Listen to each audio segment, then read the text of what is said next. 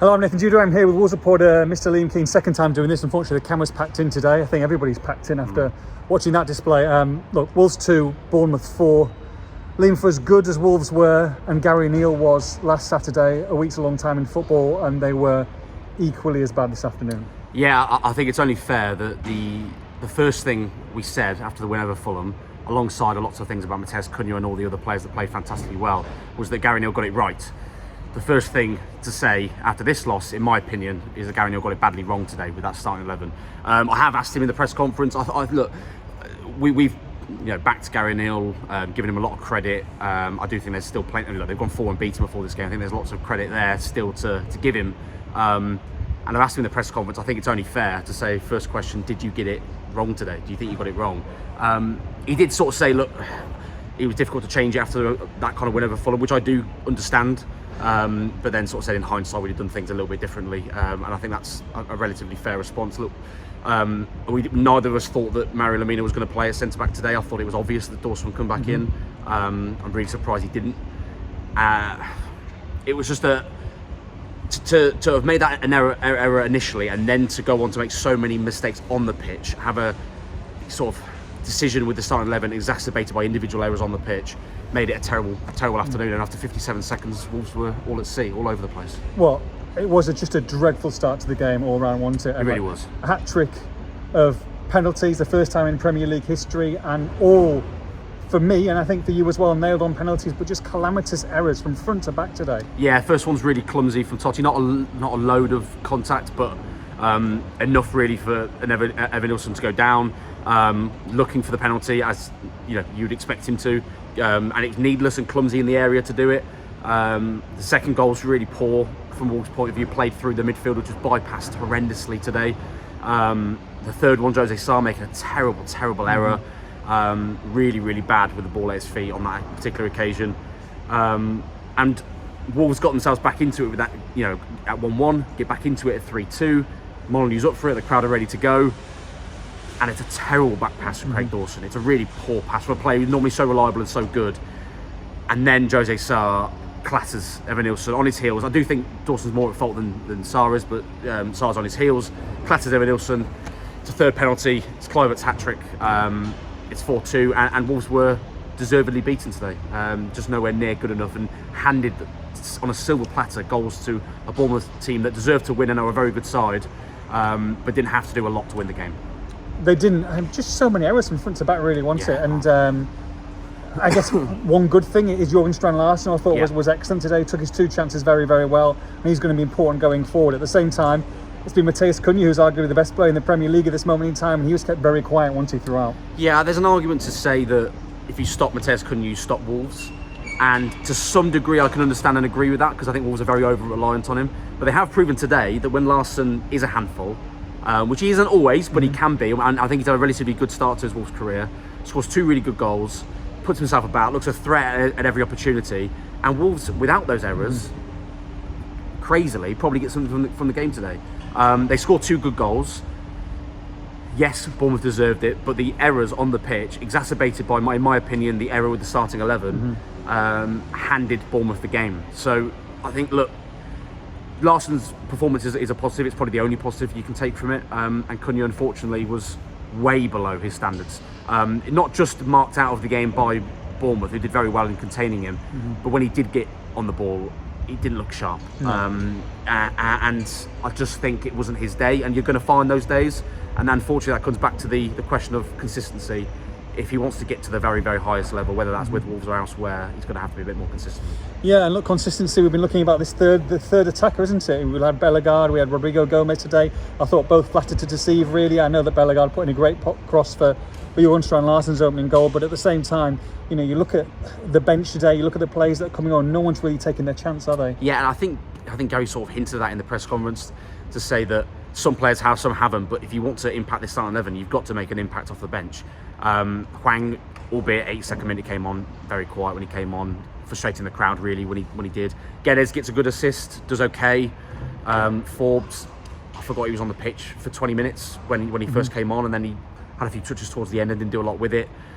Obviously Dawson comes on, we were talking about it before, gets a booking straight away, doesn't he? And a really poor booking, coming in cold, really.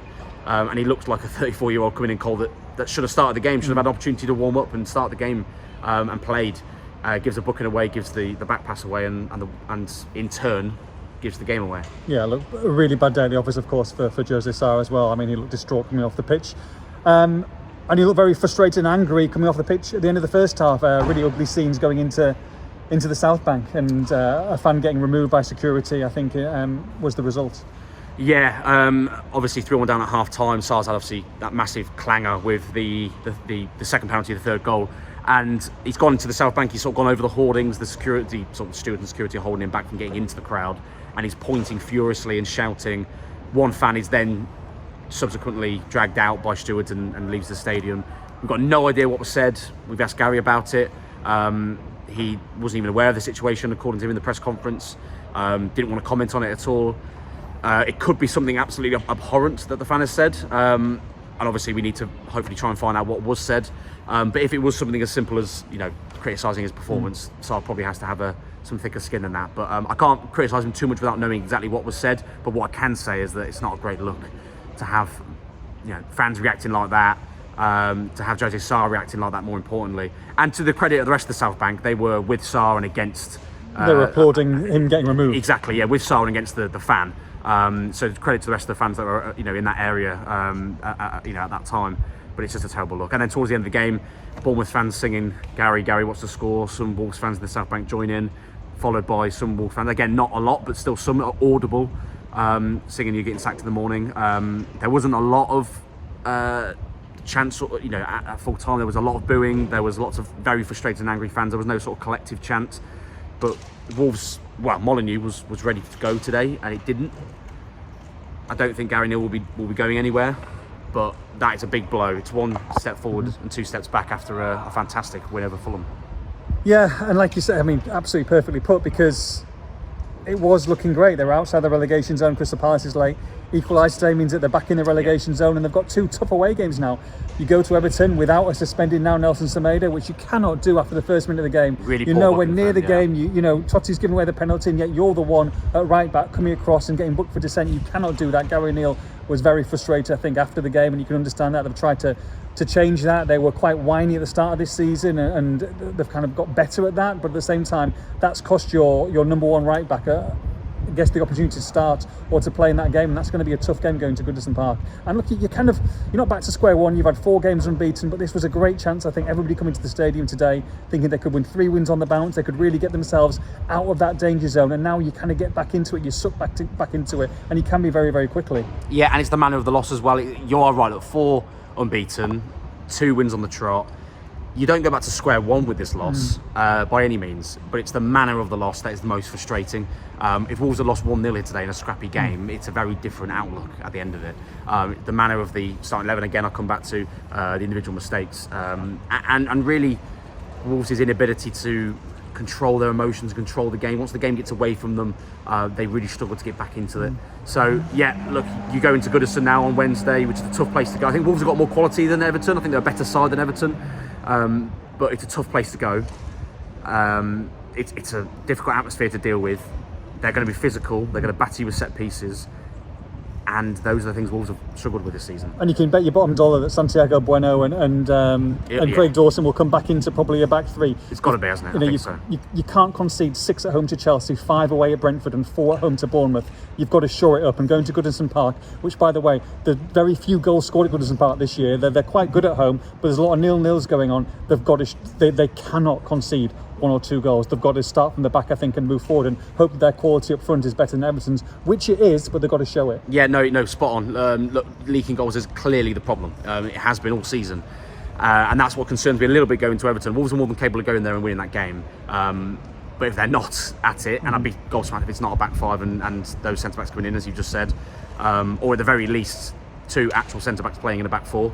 And I do think Lemina's time will be back in midfield, going forward, then Wolves can get turned over there with this physical battle. It's more than possible. It becomes a big game now, and it becomes an opportunity for these players and Gary Neal to bounce back and use this as an opportunity to prove a few people wrong, because they have done that this season. but that was up there with those games you've spoken about, Brentford and Chelsea. It's maybe not quite as bad as both, but we're splitting hairs really, because it was a pretty shocking performance. Really bad day at the office. Wolves 2, Bournemouth 4. For all the post-match reaction, make sure you log on to expressandstart.com.